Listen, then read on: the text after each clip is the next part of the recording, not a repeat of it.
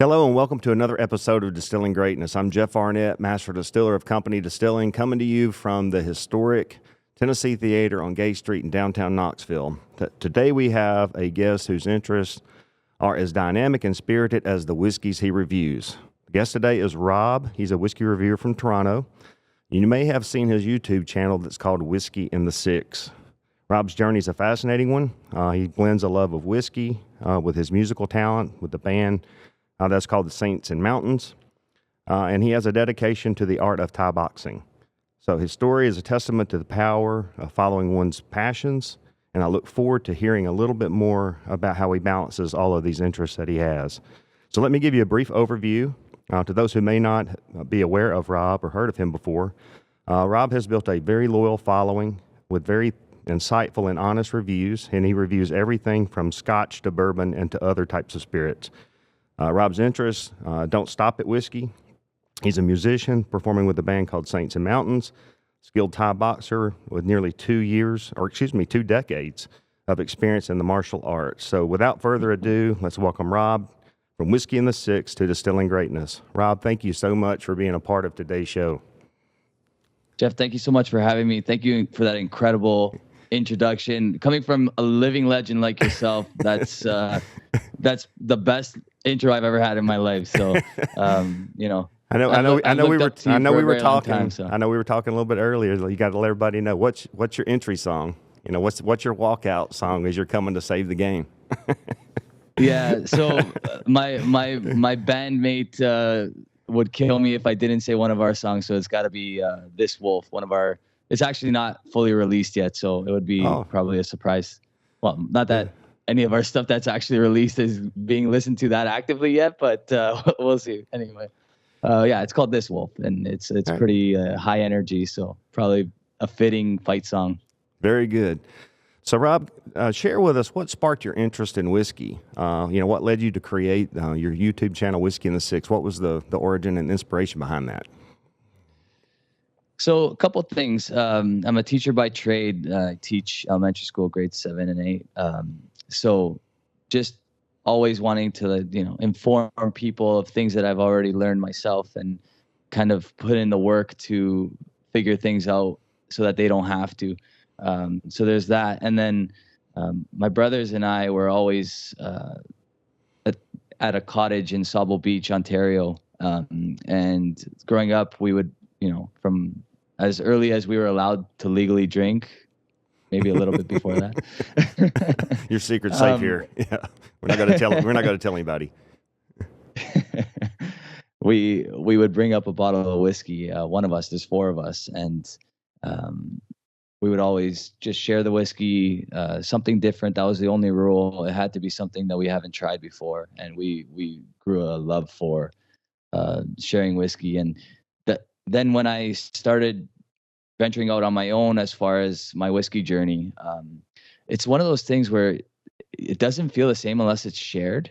So like you need that confirmation sometimes as a human being. I don't know if it's part of our nature.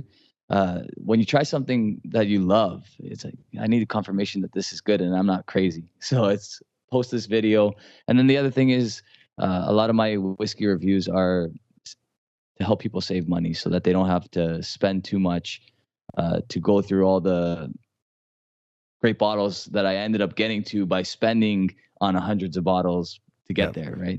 And I know we were having this conversation earlier that, unfortunately, not everything that gets hyped, that you have brands that I think end up with a lot of buzz, or maybe it's because they've got big marketing budgets, but you end up finally getting your hands on a bottle that you've been seeking and it just doesn't quite deliver. You've either built it up to be something in your head that it turns out not to be. Even if it's okay, it just doesn't quite meet the hype. And then you've got these other brands that seem to never be talked about that you just kind of stumble across and you're like, oh my gosh, that's really good. And not only is it good, but it's a value. I can get like 3 bottles for one of those. So you start doing the math there. So, and I know also, having, trying to get to know you a little bit here, but, my dad was a railroad worker.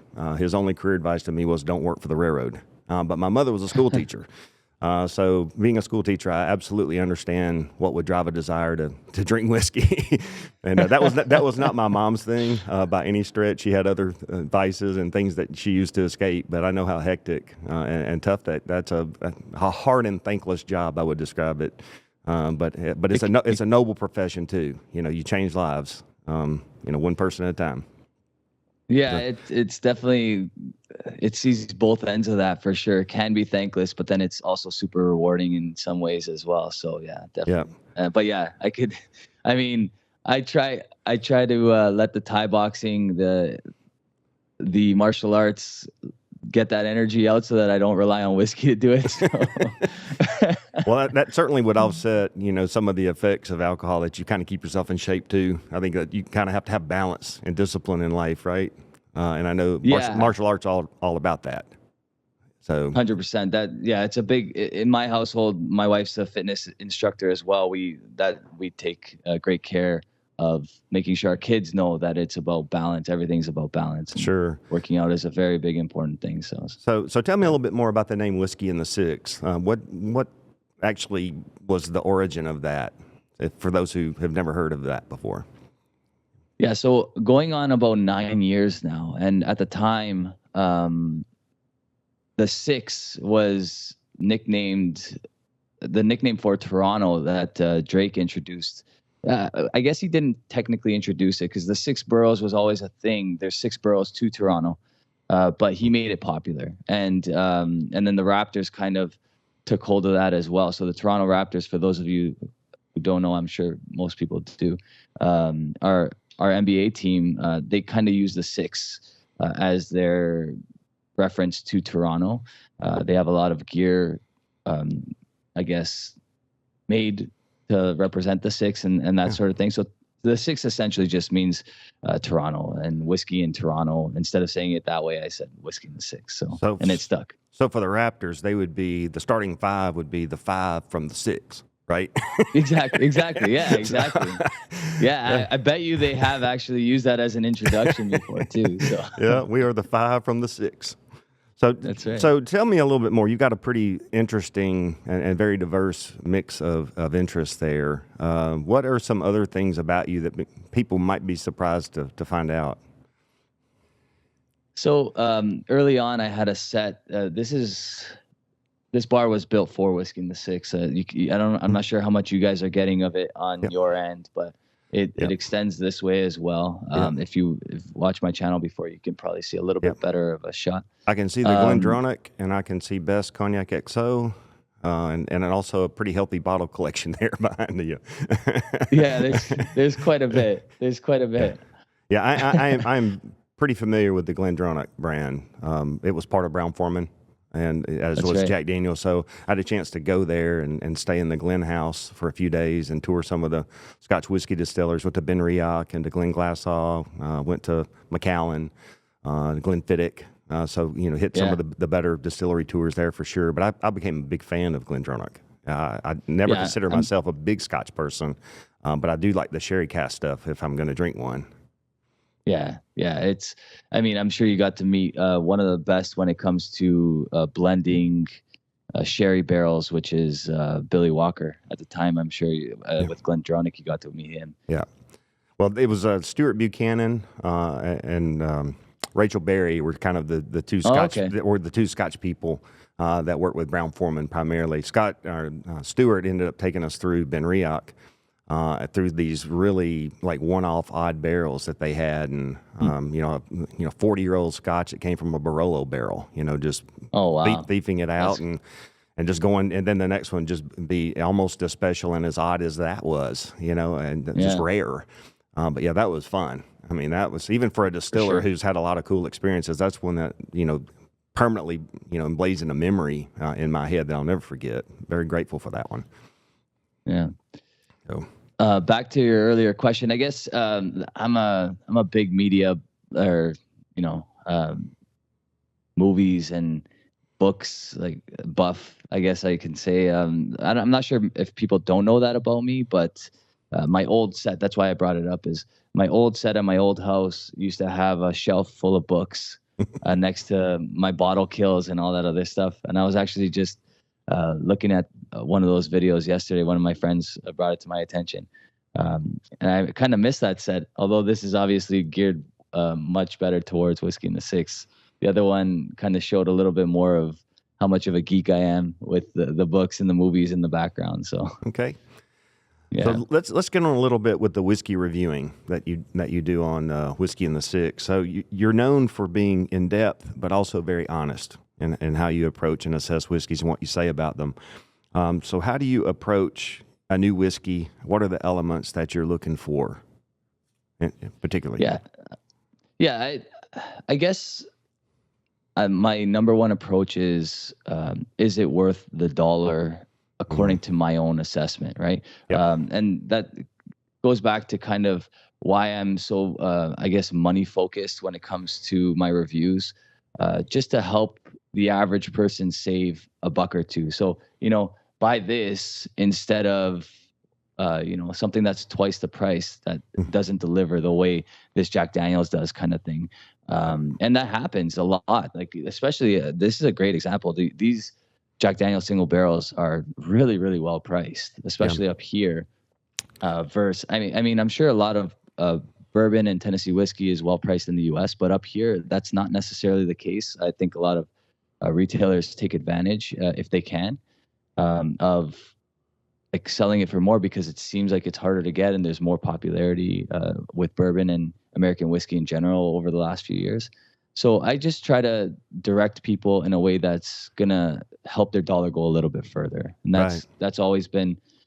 So being honest as possible is the number one thing for me. And even brands that approach me that say, "Can you review my whiskey?" or if we send you a bottle, do you mind doing a review? I always say yes, I can do it, but if it scores under a certain price range, or under a certain score, I won't do the review because I don't want to bash your brand, but B, I don't feel like a negative review is going to help anybody, right? So when I buy things, or at least when I review things that I think other people are going to enjoy as well. And then I'm very honest about the price in that process as well. So. Well, that was one of Mama's teachings, and that is that if you don't have anything good to say, then don't say anything at all. But I think people can kind of people can kind of read through that I'm only going to recommend things that I think are worth the money. And then if I've found that they weren't, I just won't say anything. Yeah, exactly. So, but but I've tried, and I can attest to the fact that this is a value or whatever. So the bottle that you have there, that's the barrel proof single barrel. From Jack Daniels, right? So in Canada, is that floating proof from bottle to bottle, or is it set at 125? This one is, I think, no, this one would be, I guess, 127 because it's 63.5. Yeah. So this is 127. Okay. Yeah. So Canada is basically kind of getting the same type of product as the U.S., and it wasn't always that way.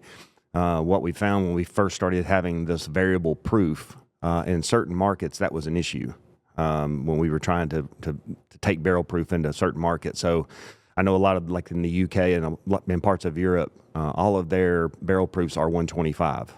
The entry proof at Jack Daniels was 125, and where single barrels come from are typically hot and dry climate areas where the proof rises. So you could always correct back to 125 and still offer something that was the full barrel entry proof back to people. But certain markets did not like the fact that this bottle is, going to be 127 and that might be 131 and this one might be 124.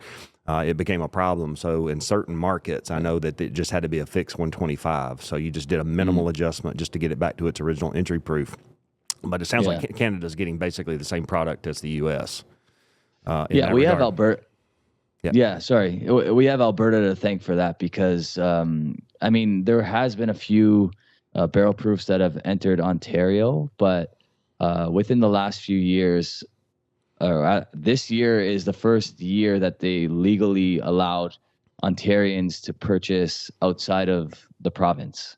Okay. So now you can buy legally from Alberta without, it's been being done for the last decade, and people do it, right? Well, Yeah, certainly from my time at Jack Daniels, I used to go to Calgary as part of the Calgary Stampede, and Jack Daniels was a sponsor there, so I got to spend some time. I actually just recently got back from there, did a family vacation to Canmore, Banff, all the way to Jasper, and certainly hoping that by the time this airs that things are okay there, because there have been some recent wildfires and hopefully no loss of life, and it'll be limited to just buildings that can always be rebuilt. But I spent a lot of time in Ontario as well, around Toronto. With the LCBO, so I know them pretty well, and the death grip that they hold in their stores, and how they're organized and what products they carry and they don't. I actually made one trip to Canada to save Gentleman Jack because they were about to eliminate it from the LCBO, and I was like, that was my Hail Mary to go up there and to promote the crap out of it, because I didn't want it to be removed from the country, but it kind of stalled a little bit, and it just needed some energy, some vigor behind it. I think it's a great product, especially for people who like Canadian whiskeys. They're softer and lighter. Gentleman Jack is really, it's an all-natural American alternative to what I think Canadian whiskeys often provide, and that's that softer, sweeter character in a whiskey. That's a great way of putting it, actually. And the all-natural in that category is important because it's not available for the most part in Canada as far as Canadian products. So that's, I mean, when it comes to that price range, it's hard to get a Canadian whiskey that's all natural, which sounds crazy. You would think it would be easier to get an all natural product but that's just kind of the way it goes over here. Yeah, just by their nature. And I always was careful to say, that the way a country defines whiskey and the way its processes work leaves a lot of latitude. And that's why you're going to, find that Canadian whiskeys don't necessarily taste like a Tennessee whiskey or taste like a Japanese whiskey. So there's these variations in how they're defined that kind of allow each person to do something different and to create, hopefully, more choice. Yep. But I would, preferably for me, I try to avoid something that's had, caramel added to it. I know a lot of Scotches have that. Canadian whiskeys do. If there's anything to basically add a sweetness to it, I'd prefer it to come naturally from the barrel wood. Slighter, the more subtle sweet notes that you're going to get naturally from the wood sugars are more pleasant to me than something that gets hit with, some type of fructose or some other sweetening agent. So I agree completely. And you know what? There's a good example of that happening up this way with distilleries small batch distilleries like Two Brewers, and there's a local one called Last Straw. There's a bunch that are popping up. Macalones in BC. There's a bunch, Shelter Point, but with the big brands, it's less and less common to see a natural product, which is unfortunate because they could probably do it the best. Yep. I'm not sure if you've got kept count of how many different whiskeys you've reviewed to this point on your channel, but is there one in particular that you think was a standout, one that you kind of won't forget? That's one of your more memorable ones. So there's a whole bunch that I will never forget, and I think I'm going to focus on an American whiskey that blew my mind for this podcast because I think it's fitting, and it's maybe something you had a hand in. It was the Jack Daniel's Heritage Barrel. Yeah, and I'm not sure your involvement in that whiskey, but I remember opening it and it was like nothing I've ever tried before as far as American whiskey, Canadian whiskey, Scotch, any of it. I think the ABV was... Should have been 100. It was 50%. Yeah. Yeah, 50%, 100 proof, maybe 0.5. I don't know. I remember a point in there somewhere, but maybe I'm wrong about that. So maybe like 101 or no, I think you're right. It was 50 on the dot. But just incredible whiskey. And I tried to find multiple bottles of that after the fact and just could never replace it. But I remember giving that a super glowing review. Yeah. And to this day, I don't think I've been able to replicate that taste. It was the first batch of the Heritage Barrel. Yeah. It blew my mind. People have often asked me if there was one thing that happened during my time at Jack Daniels that I was proud of. And I would certainly say that was sort of like the tip of an iceberg in the way of things changing at Jack Daniels. And that was that we had not competed in competitions over the years. I think there was some reluctance that if you didn't win top awards, that it somehow tarnished your brand. So Jack Daniels had won a lot of awards. Do we really need to win any more We have 99% brand awareness. There were all these reasons why you justified not going into competition any longer. But with the Heritage Barrel, we felt pretty proud of it. So we ended up dropping those bottles into some of the competitions, and it got ranked. It was the number 3 whiskey of the year that it came out, which Jack Daniel's had not been on a list like that, at least not in modern history. So I was pretty proud of that. But I'll tell you a little bit about that one and what spurred that one to even be created. So there was a managing brand director for Jack Daniel's at the time, and we were at that point only about 4 years or so away from the 150th anniversary of the distillery. So this would have been, 1866. So this was 2012, and we needed to have something ready for 2016. So I was tasked with creating something cool that would be part of a 150th anniversary decanter set. I needed to make sure that I could do 100,000 liter bottles. That was the task. So I calculated, how many barrels I going to take. It was about 800. So I decided I'm going to go ahead and make it 1,000. I'm going to go ahead and have a little extra to go beyond that. But what I did on that is I looked at the things that had changed with Jack Daniel's over the years. Entry proofs had risen, of course, just from the utility standpoint. Jack Daniel's is entered at 125. There were times it was 110, 118. There were some different entry proofs, but there's a financial reason why you might as well maximize your entry proof. Jack Daniel's has 95 warehouses. If they went in at 110, they'd need 120 warehouses. So that would just, and you wouldn't have any really more liquid from a proof gallon standpoint. You just have a lot more buildings to take care of. So, but anyway, the entry proofs had risen, but also modern day coopering. If you think about people going in and trying to use some type of burner to char a barrel, in a modern cooperage, you can take a barrel from room temperature to full combustion and on fire in seconds. But in olden times, I would say that it took a lot longer, that you would just stand there and you would end up toasting the wood and eventually maybe see it start to smoke or burn a little bit, and then that was considered a char. So you really toasted the wood more than you charred it. I always say that toasting and charring, it's like toasting is you put the marshmallow above the fire and slowly turn and brown it. Charring is you drop it down into the fire and you pull it back and blow it out. So that's kind of, and the differences that it puts in the marshmallow are also the differences that it puts into the wood. Charring is definitely beneficial. It's required for American whiskeys to do it, but it doesn't have to be super heavy, and you can spend a lot of time toasting that I think provides further benefit. So that basically was what Heritage Barrel was. It was a lower entry proof, high toast, low char barrel. I put it in one of the Coy Hill warehouses. At the time, I had room to put 1,000 barrels of it up. We consumed the 800 that I thought we would as part of the 150th anniversary decanter. A lot of people never opened those bottles because they were seen as collectibles. Unfortunately. And I said that was really a good whiskey. It was only about 4 years old at the time, but it was just really nice. And I could see the direction it was headed. So the question became, what do we do with the other 200 barrels? So you're still setting on Coy Hill. If you've ever had a Coy Hill, you know that these barrels, go hazmat level. They go from 125 up over 140 proof at times. Yeah. Over the course of about 6 years, these things ran up to, 107, 108 proof. So I corrected them back to their original entry proof, back to 100, and put it in a bottle. We called it the Heritage Barrel because I felt like that barrel represented the way barrels were produced years ago. Lower entry proof, more toasting than charring. And it was magic. It truly was. I felt like, and what I loved about it is I didn't change the grain bill. I always say that, that was the original recipe that won all the awards. So celebrating your 150th anniversary shouldn't be necessarily having to introduce a new product. You need to dance with the one that brought you there. But, are there ways to take that and do even more good with it? So that's what it was.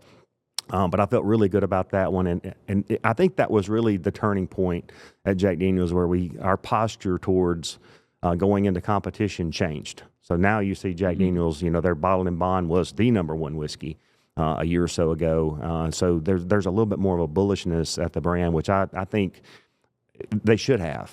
I often would tell people at Jack Daniel's, we're the most complete whiskey maker on the planet. We can grow our own grains. We make our own barrels. We have full control of the process, and not a lot of people have the resources to do that.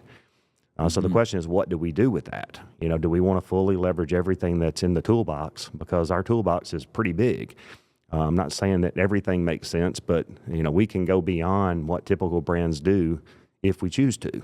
So it was just it was a great. I had a great run there. I really am. I'll always be appreciative of the time that I had at Jack Daniel's. I certainly don't have the same resources with company that I had there, but I do have the freedom to explore things that I don't think I ever would have had the chance to if I had stayed there. That was really the motivation. Yeah.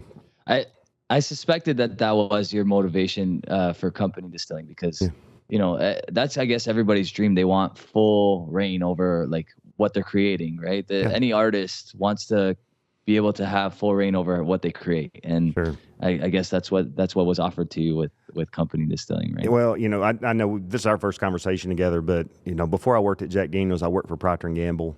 So I was an engineer out of college. I worked in everything from coffee to salted snacks to juice drinks and everything in between, it seemed, while I was there, always food and beverage. And then that led to the offer to come to Jack Daniel's as a quality control manager. But if you had interviewed the younger version of myself, back in my 30s, what was my long-term career objective or dream? And it would have been to figure out what I want to do and then go do it for myself somewhere. Once I got to Jack Daniel's, I came there as a quality control manager. I never thought I was going to be master distiller. That was not even on my radar. But then you get to that point where it's like you're in the role. I've been in it, for 12 years. At the time I was contemplating leaving, but I was like, it has becoming the master distiller at Jack Daniel's. Has that killed that desire that I had, 20 something years ago? Is this enough that I feel like I've succeeded and done all the things that I wanted to do in my career? Or is that still, in me that I'm not going to be happy? And I didn't want to look back with regret. I think that's really what it boiled down to. I feel very proud of the work. I had so much help, so much support from the people of Lynchburg and getting all of the new products out that we did while I was there. I felt like I left them better than I arrived at. They were in a better place. Really talented team. Chris Fletcher, who took my place, had worked with me for 6 years, so we had excellent continuity to just do the passing of the baton to the next generation. And freed me to go and do something, that I had a passion to do. So yeah, that's awesome.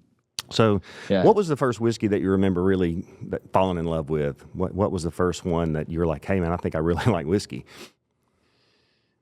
So again, goes back to the cottage days. There was a whole bunch, to be honest with you. But I really got into Canadian whiskey, and I really got into just funky, like trying different kinds of Canadian whiskey at the time. I was young and didn't really know a whole lot about the intricacies about E150 and all that other stuff. I was just trying different things.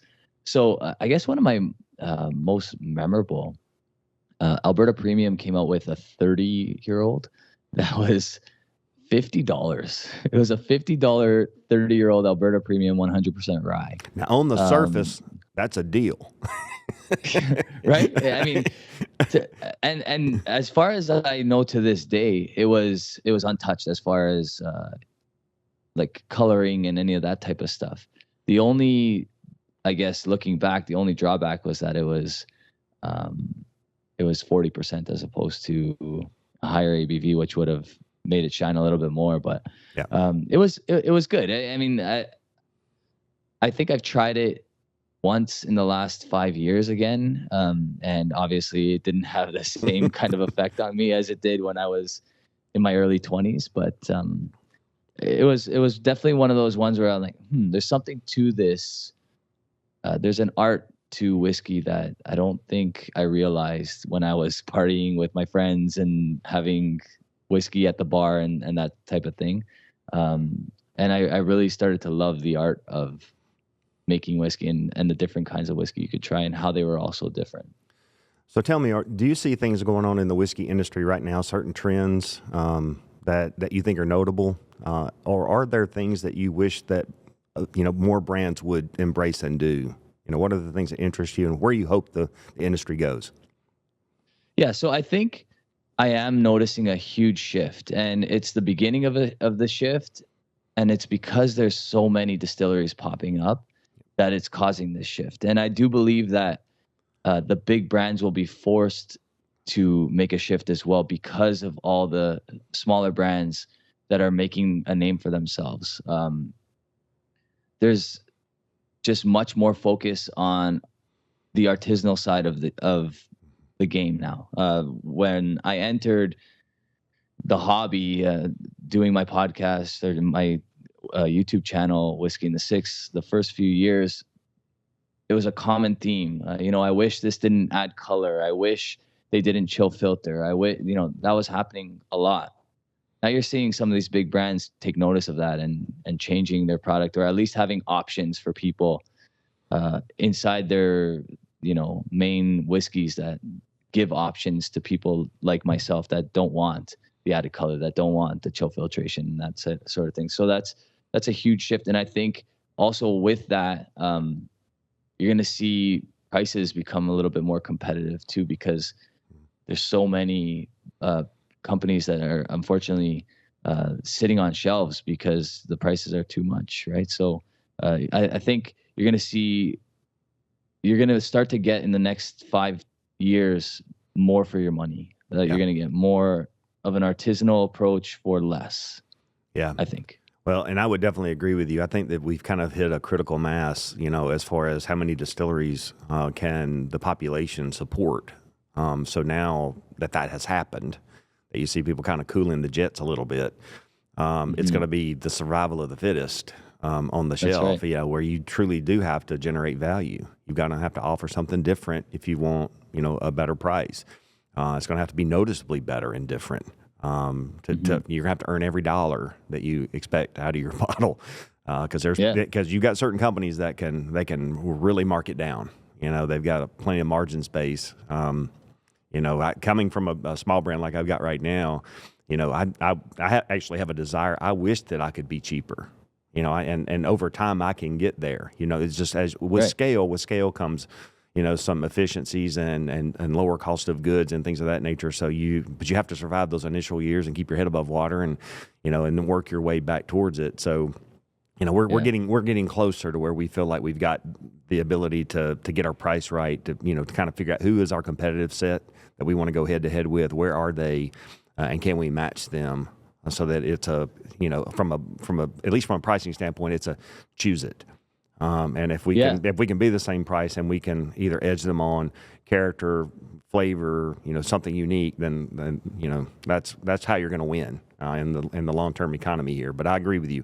It's shifting, it's changing, and not everybody's going to make it, unfortunately. Yeah. Unfortunately, that's the sad reality. But I always am careful to defend smaller distilleries, because I always talk about price and how,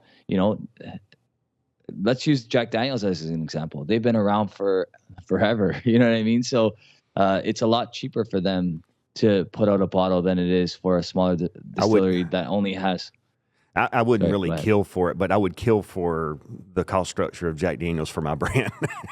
Right, of course. Yeah. To be able to produce something in that quantity, at that quality, at that price point is it's unrivaled. I think it is just it's unbelievable what they can do. I'm a fan. Yeah. So we talk about that. I'm not sure if you're familiar with it, but we also have a podcast called The Whiskey Rant. My friend Jeremy, whose YouTube channel is Sippers Social Club, he's also based in Toronto. We have a podcast and we talk about that all the time, and how it's not fair to the smaller distilleries that have to charge a little bit more in order to survive, because everything costs them way more, right? Yep. And then eventually, hopefully, that changes if they can weather the storm, right? Yep. But it's unfortunately the way things are, right? It's always been this way. Yeah.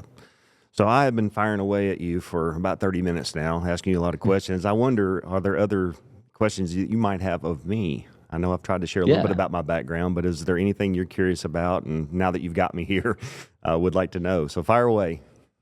Yeah, I wrote down a few over here, actually. I just, I didn't want to forget. Yeah. So the first one's a two-part question. It's, what would you say maybe the biggest discovery and then possibly the biggest mistake you made as a master distiller that taught you a whole bunch moving forward that you brought to company distilling? I think, my background, I was an engineer out of college. I became maybe a little bit of a food scientist type person as I made my way. I learned the sensory sciences in coffee, learned how to make juice drinks and salted snacks. So everything had to be tasted. You had to learn the palate and how to control variables in it.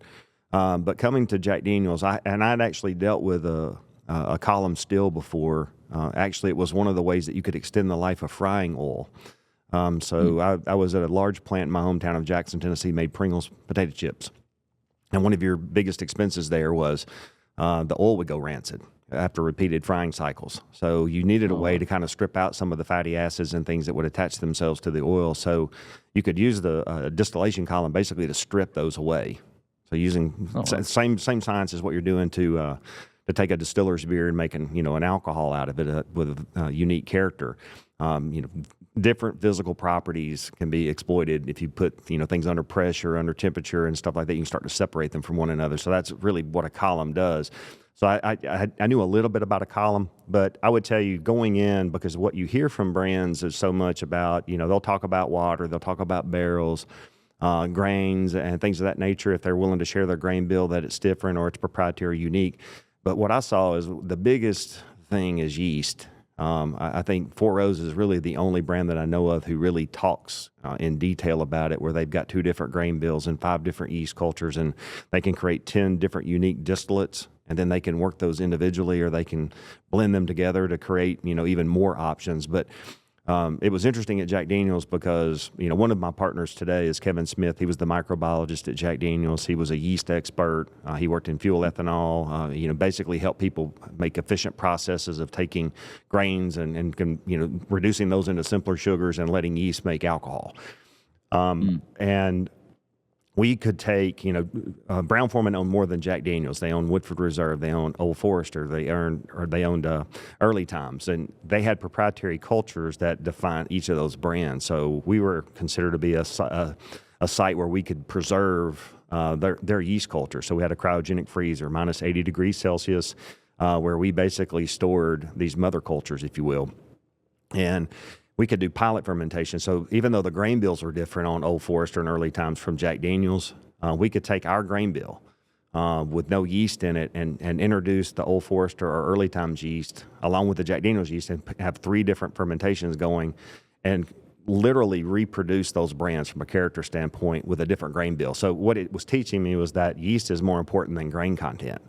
As far as how your whiskey's character is going to come from. So we've actually, even though we're a small company, we're propagating yeast. We're doing a lot of things that a small distiller wouldn't do, where they would normally just go to somebody and buy box yeast or dry yeast and just throw that in and pitch it. We actually are growing up on malt extract, individual yeast cultures, using that to make beers.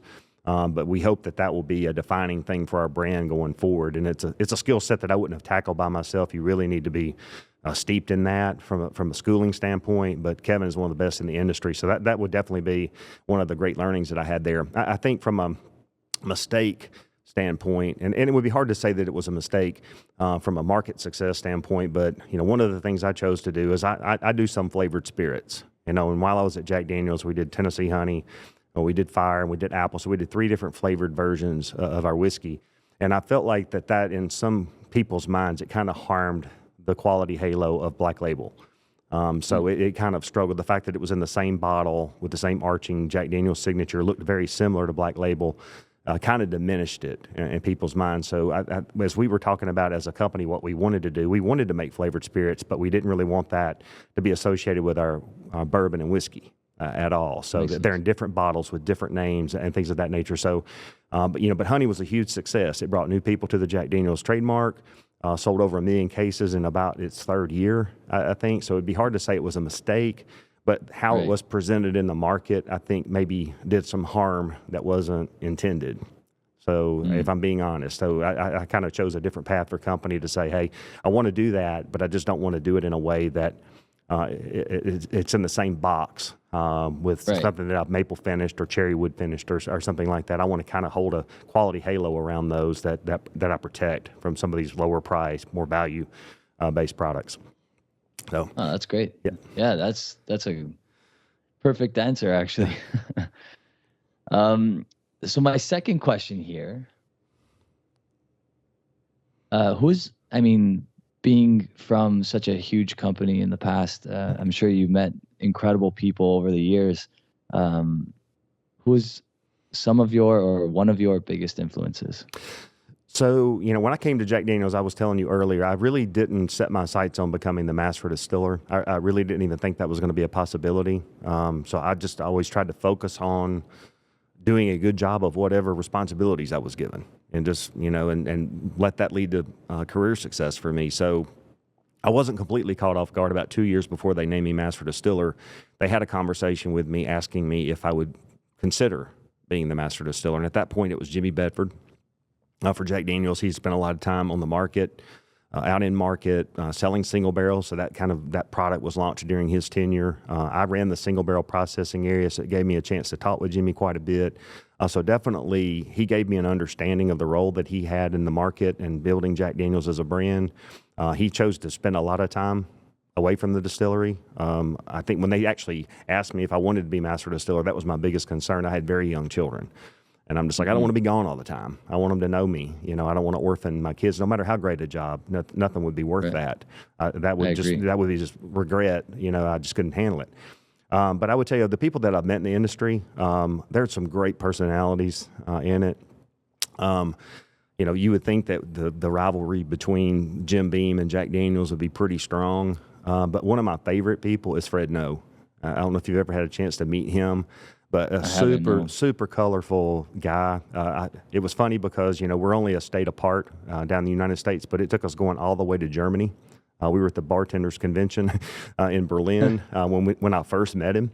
And I've told people he can take the F word and use it as every form of the English language. He can make it a verb, a noun, an adverb, an adjective, and all in the same sentence. So, he cusses like a sailor. But funny. So we were on a moderated panel. We hit the stage together, and he was he was a perfect gentleman. He was so nice and so complimentary of Jack Daniels, and I was of Jim Beam. And then we were able to reprise that. We went to Bourbon and Beyond in Louisville, the big music festival that's bourbon themed, and I had a chance to sit on the same stage and talk. And even after that was over with, we retreated back to a trailer, and somebody had a dusty bottle that they'd found, pretty rare, opened it up, and we just sat and talked. So I've always, every conversation I've ever had with Fred has always been fun, memorable. It kind of reminds me that it's a very fun industry to work in, with a great group of people in it. So I would say that kind of shocks a lot of people that there wouldn't be a little bit of bad blood there, but there was absolutely none. We'll fight it out. We'll fight it out on the shelf, but if I see you, I'm gonna give you a hug, kind of deal. Yeah, no, and it's funny. I see that throughout the industry with many. I just feel like everybody kind of is helpful to everybody. That's one thing that sets the whiskey industry apart from probably every other industry, is that everybody's so helpful with one another. Like, at the end of the day, it seems like everybody understands that if everybody grows, it's good for everybody. Kind of thing. So that's cool. That's really cool that Fred knows that guy. Yeah. I don't know how many more questions I'm allowed to ask. Let's go ahead and fire one more away, because I've got at least a couple of things I wanted to ask you before we close today, and we didn't want to run too long. So just got one more burning one. Yeah. I'm actually headed to Nashville for my 40th in October. Fun town. First of all, I guess I don't even know how far Knoxville is from Nashville, but we're about 2.5 hours, 3 hours at most. 2.5 hours. Yeah. Okay. So depending if I drive there or not, hopefully I could swing by Company Distilling. But any spots I should definitely check out in Nashville while I'm there, other than the music scene that I plan to explore? Not knowing what all your music interests are, what types of genres, but Nashville's clearly known for country music. But once you get in town, you'll begin to realize that it goes way beyond that. There's like Southern rock or Americana, or there's a little bit of everything in Nashville. It's become like the bachelorette capital of the world. So I got to warn you, there's pedal taverns. There's going to be girls in matching shirts. One's going to be wearing a tiara. We call them the woo girls because they just go woo all the time. But Nashville's a very fun city. Great music. There are some distilleries and brands that have positioned themselves conveniently in downtown that are definitely worth a peek while you're there. If you've got enough time and can get out of Nashville, Jack Daniels is only about an hour and 15-minute trip to the south. We actually have a small distillery south of Nashville as well, where we make gin. We were just named Tennessee's Gin Distiller of the Year. So if you like gin, 6 botanicals, 100-gallon alembic still, 88 proof, but really double gold, 96 points at the last at New York Spirits competition. So we do have a facility there. Our main one that we're focusing on is in East Tennessee, but we do have some bricks and mortar available for you. But yeah, enjoy your trip to Nashville. Love it there. Of course, I'm a native Tennessean, so I'm definitely biased when I talk about the state of Tennessee. But I think no matter where you are in the state, there's some great things to do, and the people are friendly. I think that'll be the main thing as I found that most Canadians are. I've always loved visiting Canada, largely because the people are just warm and friendly every time I'm there. Yeah. So, all right. So tell me, yeah. So I wanted to kind of wrap up because we've talked a lot about whiskey, but tell me a little bit more about the boxing and your music and some of those other passions that go beyond spirits. Yeah. So Thai boxing is essentially from Thailand. It's a kickboxing. It's a type of kickboxing. It's actually the preferred type of martial art aside from Brazilian jiu-jitsu that most of the UFC fighters use. So they're using Muay Thai, which is Thai boxing. It's a lot of, punching, kicking, and elbows and knees. I started I started doing it to stay fit because I had several knee injuries in high school that led me to no longer be able to play soccer and hockey. So for whatever reason, God blessed me with the ability to still use my knee to play kickboxing or do kickboxing. Sorry. So started about just over 2 decades ago. And then I started teaching probably 15 years ago. And I've been teaching ever since. I left a bigger kickboxing company and started my own brand called Sixer Kickboxing, kind of borrowing the name from Whiskey in the Six.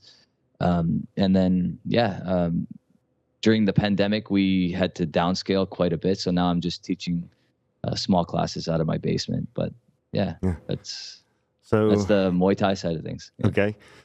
But, you mash all that together, running a YouTube channel, being a teacher, you got a band, you're kickboxing. What advice do you give to people who have multiple passions about, maintaining balance? I know we talked a little bit about how martial arts, a lot of that is about being centered and balanced and healthy choices and disciplines in your life. So what advice do you give to people that maybe try to bite off more than they can chew at times? So I get the question, when do you sleep a lot? I have 2 young kids as well, so I don't sleep often, but or at least for very long. I tend to go to bed late and wake up early, which is not advised. But other than that, I think it's necessary, to be honest with you. I have my bread and butter, which is my teaching job, which in Ontario, is a decent job. It's government funded, so it's decent pay, decent benefits, that sort of thing. That's my bread and butter, and I've always had a passion for teaching. That I was able to do that, but it allows me the time because of summers off and evenings with my children and stuff like that. It allows me the time to take on something that, number one, I feel is very important, my health. So the kickboxing, that's where that comes in, right? You should have something in your life that makes you healthier, and that's definitely that. Something that's an outlet, which is the whiskey and the band. Those are my mental outlets. Doing podcasts like this, they're a lot of fun, right? And to be honest with you, when I was younger, I was petrified. I don't know if you've seen any of my YouTube videos, but if you go back to the first maybe 10 or 20, were you deer in the headlight? I'm literally nervous by myself in a basement with a camera, and it makes still to this day makes no sense to me. But I still once in a while will get that worried that somebody's watching, then worried that nobody's watching, and while I do exactly. all of it and everything in between. Exactly. What if everybody sees it? What if nobody sees it? Exactly. So I've always struggled with that, and the band, the Whiskey in the Six, was my attempt to say, no, I'm not going to let that dictate my life anymore. I'm going to just try to put myself out there, do what I love, and if people like it, great.